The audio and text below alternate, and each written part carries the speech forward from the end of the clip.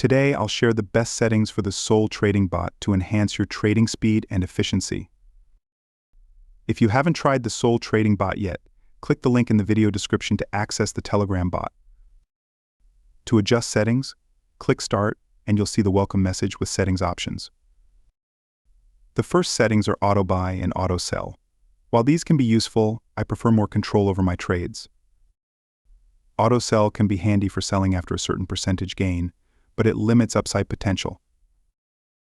I keep Auto Buy off because I prefer to decide when to buy based on contract addresses. Next is Anti-MEV, which protects transactions from being front-run by MEV bots, but it can slow down transactions.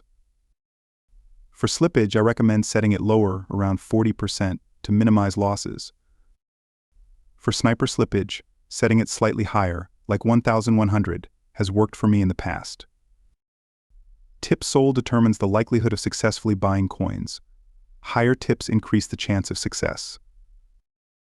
Finally, the Custom button allows you to set a predefined amount for faster buying. To try out the Sol Trading Bot, click the link in the video description and start using it today. I hope you found this tutorial helpful. Thanks for watching.